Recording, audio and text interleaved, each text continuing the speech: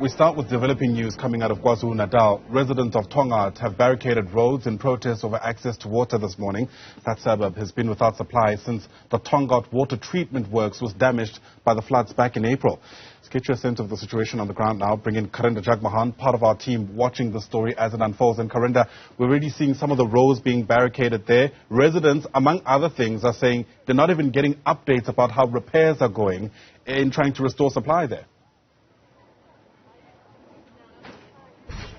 That's correct, Ayanda. Residents say that oftentimes water tankers don't come on time, or only one tanker is available for a community of over 4,000 people. Now, behind me, these protests continue to take place. My colleague Spongiseni Ngubande will show you the point where 2 JoJo tanks were burning, now completely burnt down. All that's left is melted plastic on the ground. Just nearby us, another JoJo tank was set alight. Each JoJo tank has the capacity to carry 5,000 litres of water. The residents say they burned these JoJo tanks because they've remained empty essentially for a long time as they wait for water provision in their area. You'll see the residents that have been waiting here from early this morning taking part in this protest. I'll just speak to one person here. Sir, thank you for speaking to us. I know you said you didn't want your name to come out though, but tell us, it's interesting that you decided to burn JoJo tanks here when the issue is about a water shortage. Tell me about this. This issue started when there was the tornadoes around. So they implemented JoJo tanks. So in the JoJo tanks, trucks come in. But when they come in, they only stay for 5 minutes. We're not allowed to get with buckets. They only take 5 liters. So what can you do with 5 liters of water after 3 days or 4 days when the water can comes inside?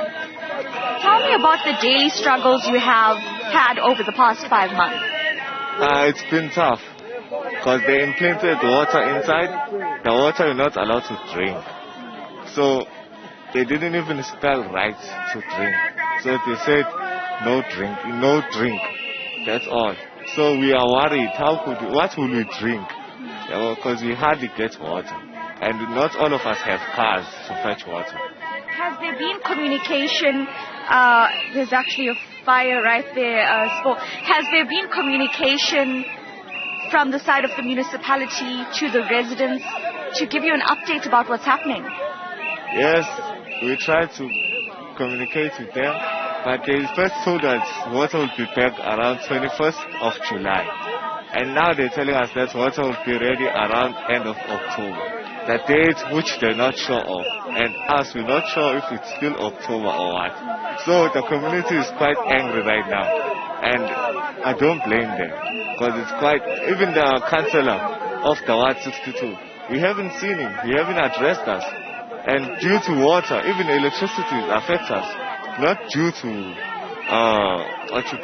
load shedding. It's not due to load shedding. It's just switch off anywhere and then comes back around whenever. So thank you so much for speaking to us. One resident there speaking about the fact that the issue right now and the reason why they've burnt this is because their JoJo tanks have remained empty.